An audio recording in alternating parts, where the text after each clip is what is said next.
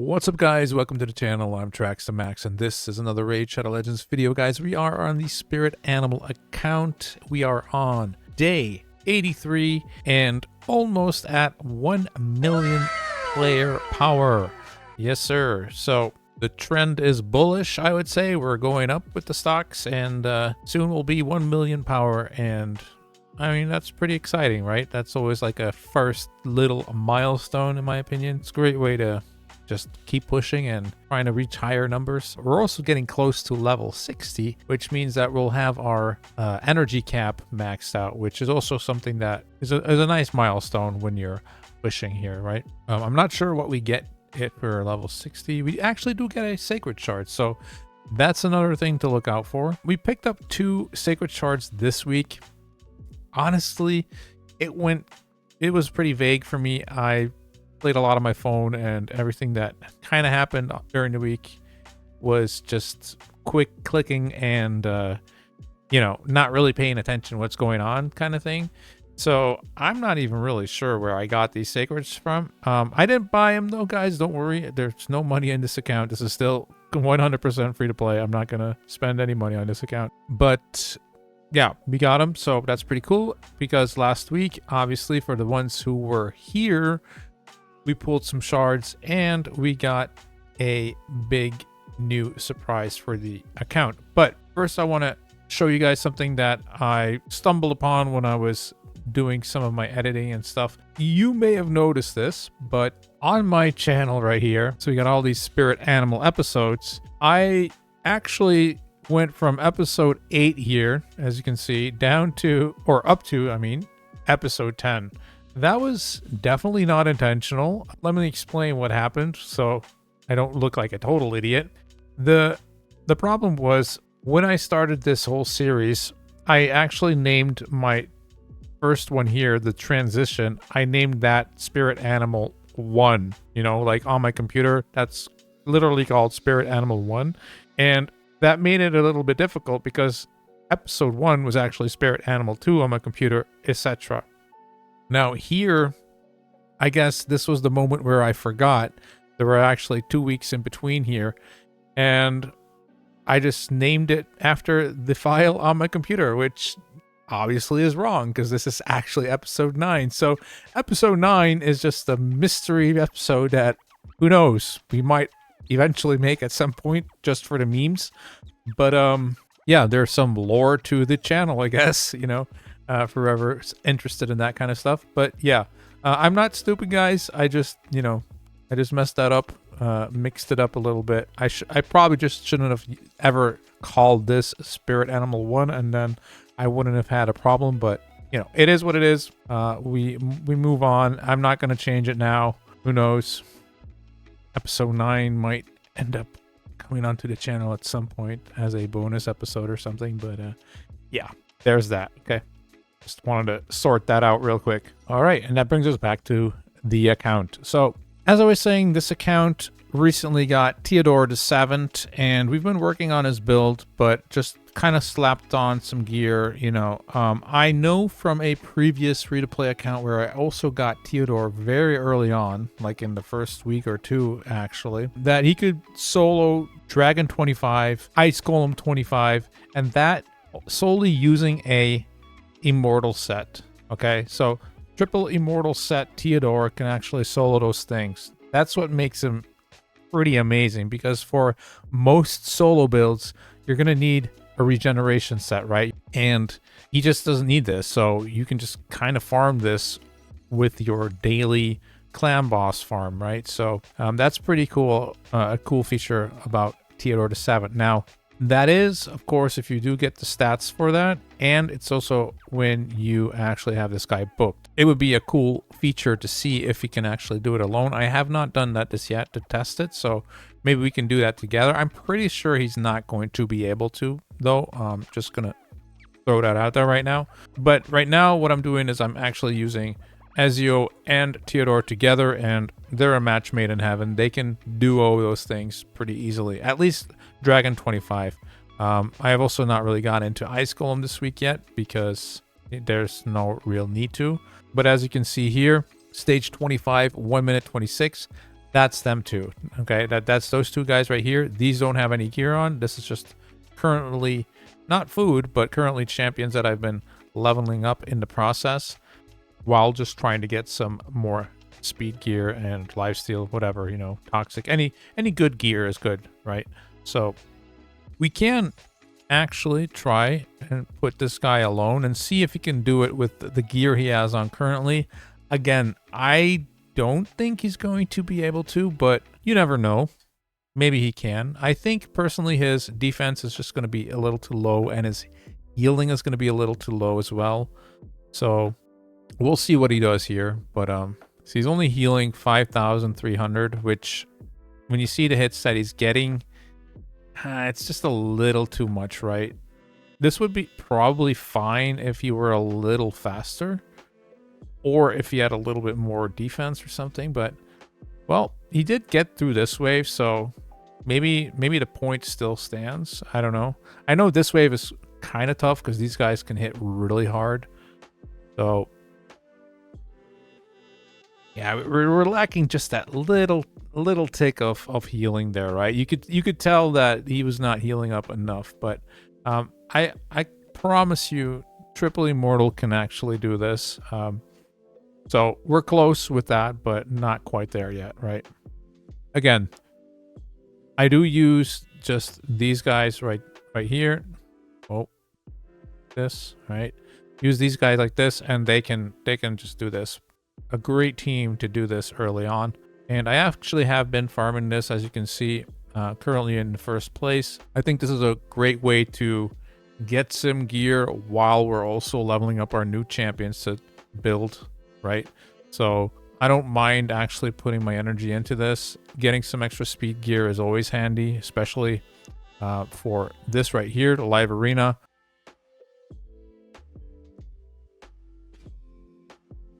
So that would end up at 275 speed. So that means we're getting pretty close to the 300 mark, which I don't know. I've had 300 speed at this point on an account definitely before, but it just depends how much dragon you farm, how much you're actually going after, that kind of thing, right? And I haven't really been doing that on this account. We've been trying to keep it a little bit casual.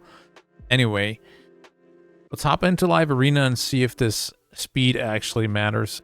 Sometimes it does, sometimes it doesn't. Well, it's taking quite a while. Luckily, this is all right, there we go. We get to play Titty Boy. All right. So hopefully they don't ban our Haikatoon, because that is currently my fastest champion at 275. But I think 275 at this stage, you know, a lot of people are probably not hitting that. So being able to go first will definitely mean a lot to us. So let's see here. Yeah, personally, I've actually brought in Theodore a couple of times in live arena, but he's still a little slow for this, I think. 200 speed is not really a lot. I mean, my Wukong doesn't have that much either, but Wukong, at least when he dies, pops back up with 100% turn meter and usually just almost immediately takes a turn, right? So let's see. Do we want to get rid of Syl or this thing? I think this thing can be really annoying. So I'm going to get rid of this. Might be wrong, but okay, so we get to keep her, and we get to keep... Wow. I mean, I guess getting rid of a reviver is okay. Maybe they just didn't really know what this champion did. But yeah, we are kind of like way faster here. You can see the bars are like, it's just barely halfway. So we are very, very, very, very fast compared to them. I think my Wukong might even get a turn. Yeah. All right. So he should be killing himself here. Close to. Let's see what Syl does. How much damage she's going to take. Not that much. Elips's shield is really nice, though. You can see he's having trouble actually getting through it. Boom, that one's down. That one's down. Now we just gotta get rid of this sill basically, and I think we win, right? Fortunately, that was a weak hit. See if we can actually kill her before she's able to. Yep, there you go. That was a +7. I guess this guy was a little too low in the rankings or something, because I think we're supposed to get +9 normally. He even got -0. So, but hey, I'll take it. We went up a little bit. We actually got 300,000 silver. Well, thank you very much. All right, we'll do one more real quick. This is just kind of to show you guys that picking up a champion that can actually help you farm, that will immediately help you progress other parts of the game as well. So even like this, right? Because I picked up quite a lot of speed gear, since it's a 2x speed or a 3x speed even in Dragon, and you know, it's already paying off a little bit here, right? As long as they don't ban my High Katoon. But eventually what will happen is we'll get our second speed booster. You know, I don't know who or what that's going to be yet. Probably that rare. I forget his name, but one of the newer champions. Let's see. Let's just do this. And when that happens, eventually, they can't just ban one of the two. Like, they're going to have to deal with one of the fast champions. So I have brought our new addition into some fights if I figured that I was going to be slower anyway, right?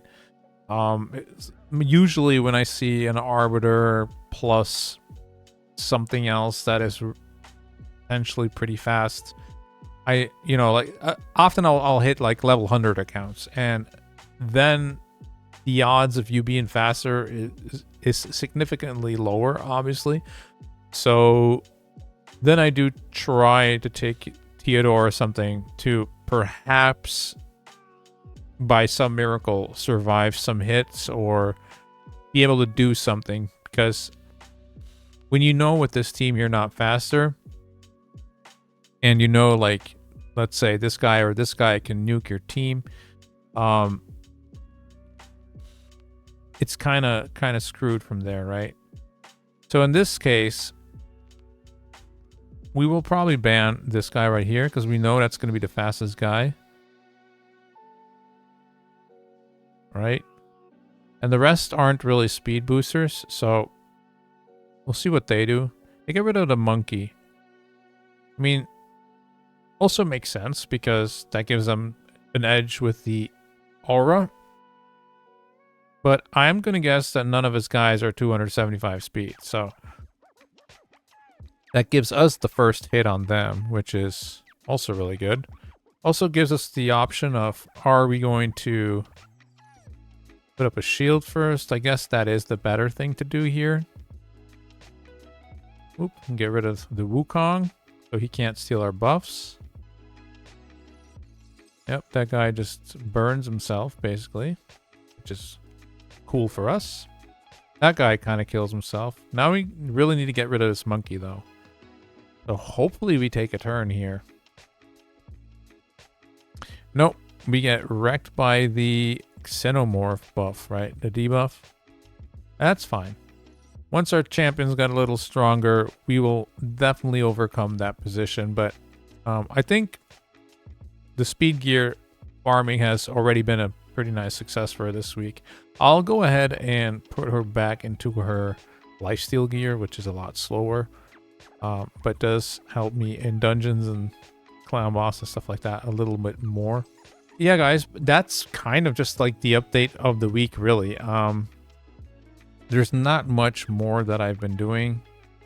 This is probably where we got the second sacred, I would say. We're not super interested in this because obviously this champion is a force champion and we're not allowed to use that. So we might just try and get as many points as we can in the things that are interesting for us, because at the end of the day, these are just, you know, extra resources. So, but I'm really not going to push for any of these stuff, right?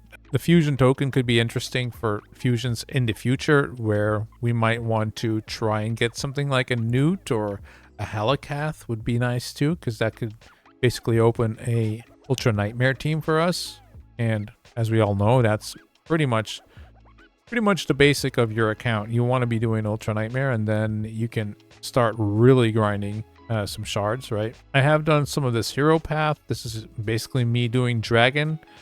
Picked up some rewards here, went down this side. Now I'm just going to see where I end in 6 hours. I probably won't be getting this 7,500 anymore, but maybe we can pick up this chicken still, and otherwise one of these things. Maybe I just keep the silver, to be honest, but we'll see where we get. I did also push somewhat in Doom Tower. So we finished the normal one. Had a little bump here, but again, this team pretty much does it. I did have to manual this 6.5 minutes, but you know, I think on like the second run we got some good RNG and hit the spider where we needed to at the right times.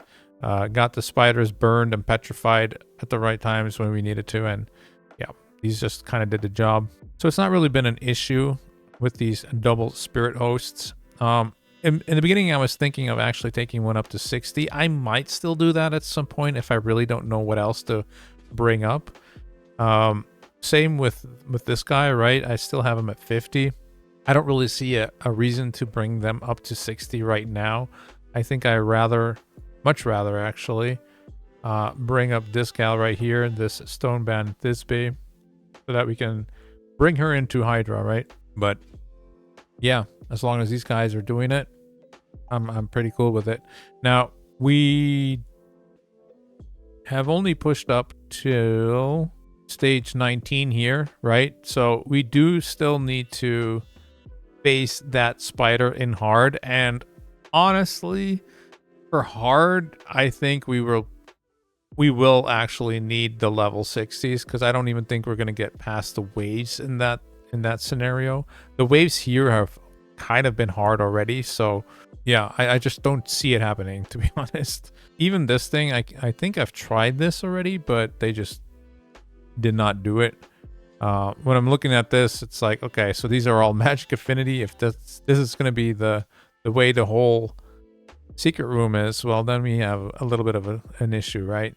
We also just don't really have a damage dealer that's an epic, unfortunately, so we can't kind of like plow our way through this. In all the other scenarios, we're basically relying on Ezio and Wukong and Pelops to do all the heavy lifting. You don't really have that right now in the epic department, so we might want to look into actually building a epic nuker at some point too. Perhaps this gal right here, Chonoru, who in my opinion seemed pretty nice with this lay bear ability, right? So basically this is an AoE that she has, and it's on a 3-turn cooldown, but when you kill an enemy, decreases the cooldown of lay bear by 1 turn for each enemy killed.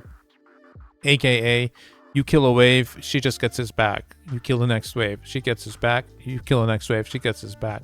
That sounds pretty neat, right? That sounds pretty good. I don't know how hard this hits and if it's even possible to do, but I'm sure with the addition of this guy right here and a defense down, with the right gear, some savage or something, right? We can probably make it work, but we're definitely not there yet. And I think I want to work on this gal first before working on something like that. For now, this is just the best we have for the epics only, unfortunately. Yeah, that's really literally it, guys. Not much else has happened since last week or since last Sunday. And yeah, we're working on the account. Of course, this was a new champion last week, so can't really say nothing happened. We did definitely work on some champions, but the progress you're going to see is obviously just going to be at a snail's pace, and just the way it is on free-to-play accounts, unfortunately. But anyway, hopefully that does it for you guys. I hope you have a nice rest of your week, and catch you guys next time. Peace.